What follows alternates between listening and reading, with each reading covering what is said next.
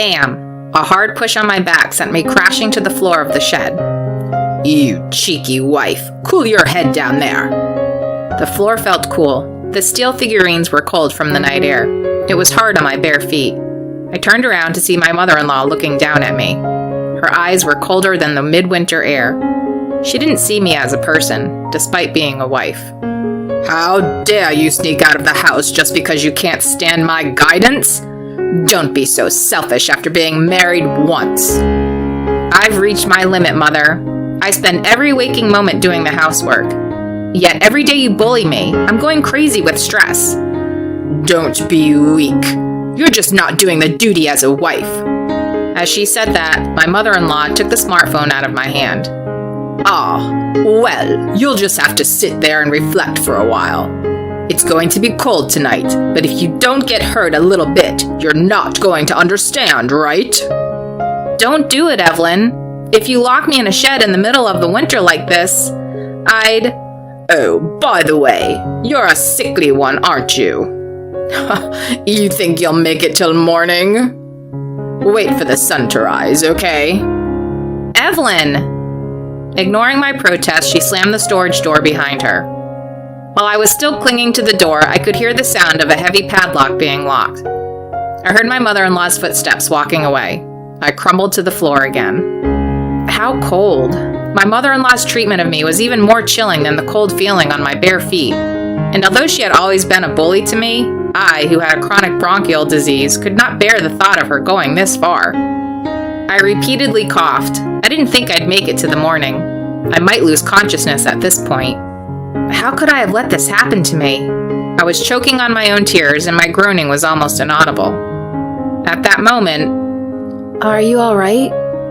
The sound of banging on the door of the storeroom was a familiar voice to me. On the other side of the door, there seems to be someone struggling to unlock it, and in my mind's eye, I was replaying my encounter with that person in the fading scenery. I'm an ordinary full-time worker. I became a housewife at the age of 38. It's my first marriage, but I met my now husband relatively late. I spent my 20s taking care of my parents. By the time I took care of my father and mother, I was long past my mid-30s. I was working as a clerical worker for a small printing company, and I was managing to make ends meet. I felt like a weight had finally been lifted off my shoulders, but all that I, person in her 30s, had left was time alone without my family. How empty.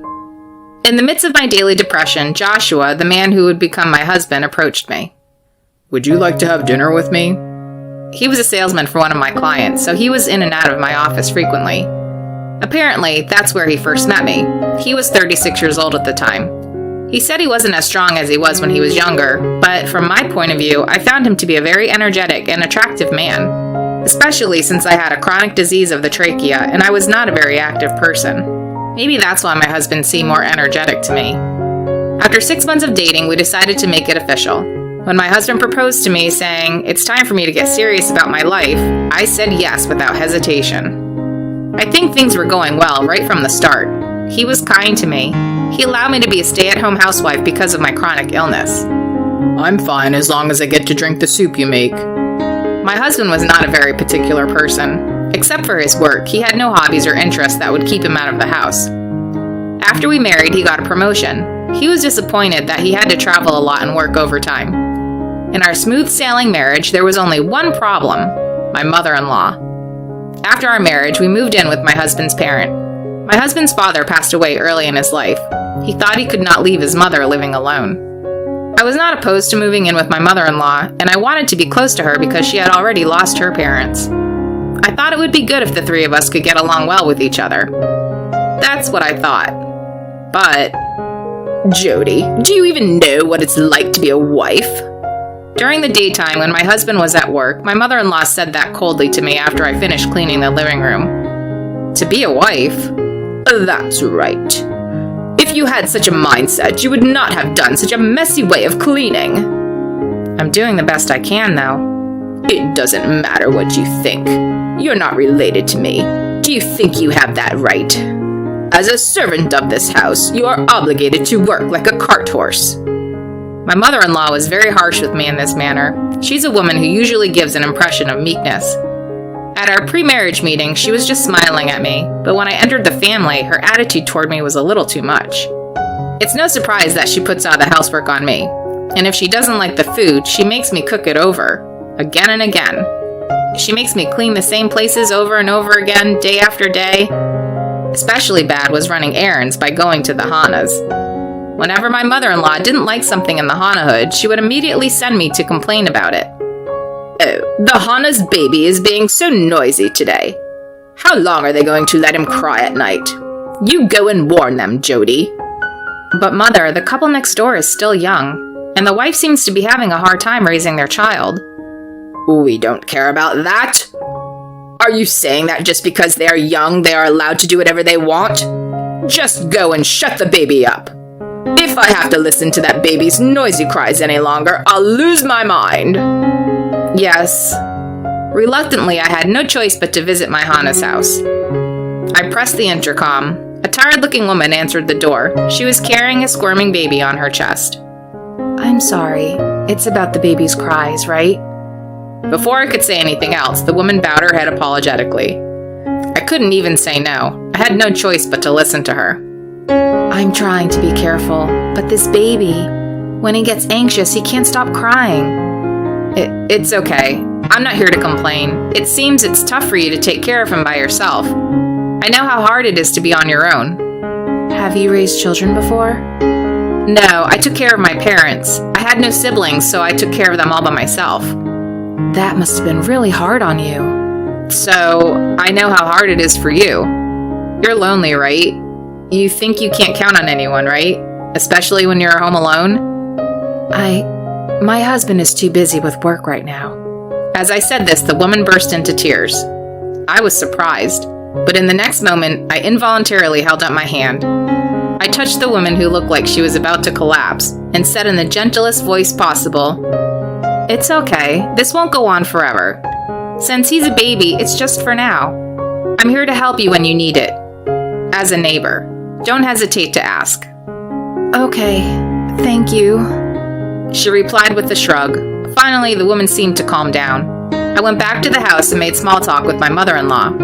I couldn't say I felt sorry for the woman next door, so I explained to her that I had warned her as I was told. If I am sent to complain again in the future, I'll just help my neighbor out. In fact, many times after that, I became closer and closer to the woman next door and her baby. As a result, the baby cried less and less. However, my mother-in-law's harassment of me did not change. No, it got worse day by day. My husband's work got busier by the day, and she took advantage of his absence. My mother-in-law began to treat me like a servant. I was a slave to her demands 24 hours a day, 7 days a week. Due to the irregularity of her demands, I could not sleep well. Finally, I couldn't take it anymore. I decided to leave my mother-in-law's house. If I continued to stay in this house, I was going to lose my mind. In fact, my trachea was in bad shape.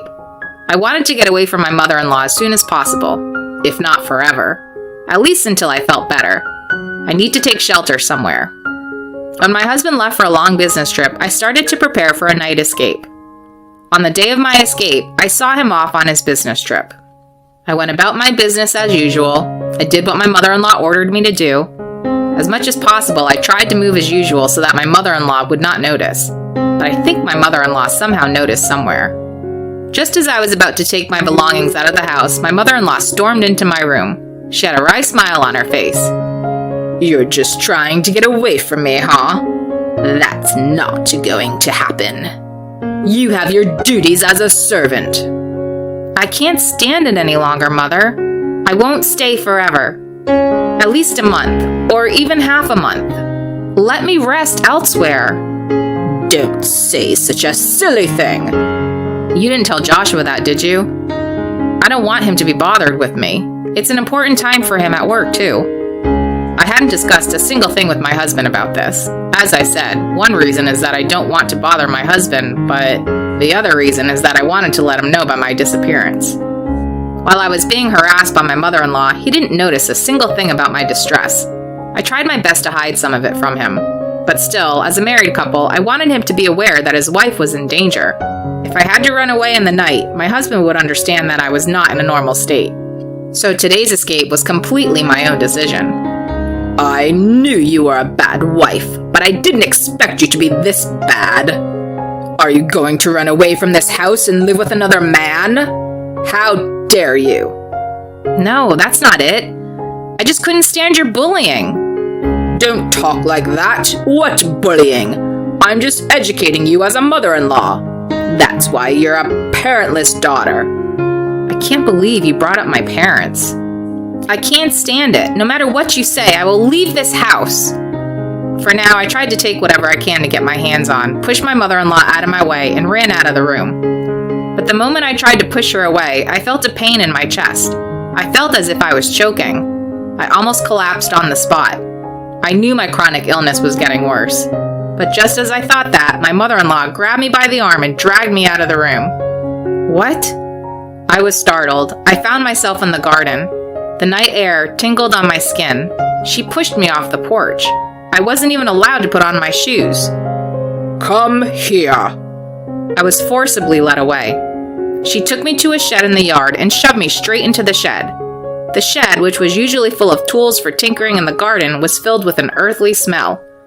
You'll have to reflect in here for a while. In here? You disobeyed me, didn't you? A servant has to know her place. Fortunately, Joshua is going on a business trip and won't be home for a while. I don't have to worry about anyone looking in on me. You can stay here for a few days and cool off. Wait a minute, I'm sick. I'm sure your body will respond well to the cold weather these days. It's a nice feeling. And with that, my mother-in-law closed the far door of the storage room with great force. While I hung on the door, I heard the sound of a heavy lock slamming shut with a clank. My mother-in-law really wants to lock me in here. Evelyn! Evelyn! I repeatedly banged on the door and yelled, but soon my chest began to ache. It was hard to breathe. It was cold. In addition, the earthly smell of the shed hurt my throat. If I don't do something, I'm really going to collapse here. If I lose consciousness, I'm finished. I'm so cold and dusty. I would never wake up again. Help me. I managed to squeeze that out. I slammed my hand against the door with all my might, but my energy would soon run out. I'm truly helpless.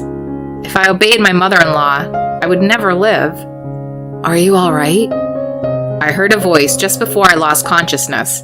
When I looked up, I heard a familiar voice knocking on the other side of the door. With the last of my strength, I called out to the door. Help me. It was you after all. It's me, your neighbor, Hannah. Thanks for all your help with the baby. The woman was the young mom next door. My mother-in-law had said so noisy crying at night and made me go to the neighbor's house to complain to her. But actually, I had already helped her to take care of her child many times under the pretext of going there to warn her. Now my husband lives with us. I was worried about you. But why did you... There was a lot of noise outside. My husband and I were checking out what's going on. Then we saw you being shoved in the shed. We were so surprised. The shed was locked, though. I'll see if I can get it open, but this padlock is very strong. It seems that Hannah's husband was pulling the lock with all his might, but that didn't help with the metal lock. He said he would get some pliers and left a bit. And that's when all hell started to break loose. Although he brought the pliers, it was still no match for the padlock. The couple even brought out a hammer and saw. Even so, they didn't leave it to chance. The noise seemed to attract people from the neighborhood one after another. Finally, someone seemed to have called the police, and even the sound of the police sirens could be heard. Finally, my mother-in-law noticed the commotion in the yard and came back. There she met the police officer who had arrived at the scene. My mother-in-law was making some sort of lame excuse. Finally, the policeman said, "Bring me the key to the padlock." She then rushed back to get the key. I was released from the storeroom about 30 minutes after I was locked in. After a long night, I was in a daze and was carried straight to the hospital. By the next day, I was conscious, but the condition of my trachea was still unpredictable. So I was to stay in the hospital for a week for rest and recuperation. As for my mother-in-law, she was taken away by the police officer who came to the scene. She was taken to the police station for further questioning, where she was scolded extensively.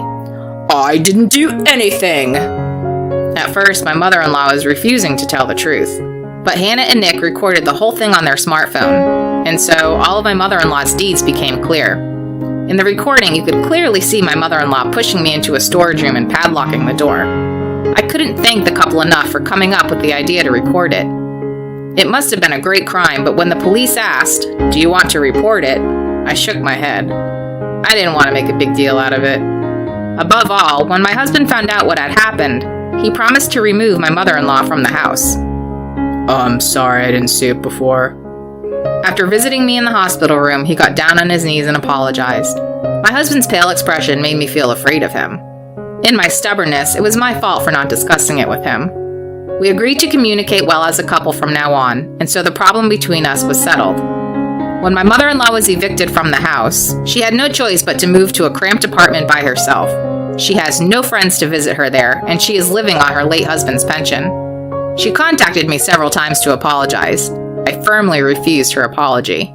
I gave her an ultimatum that if she contacts me again, I told her that I'd talk to the police. I don't want anything to do with her anymore. I have a good relationship with the couple who helped me. It seems that their child will be starting kindergarten soon. I'm going to pop in and give my noisy neighbor a gift to celebrate his having started kindergarten.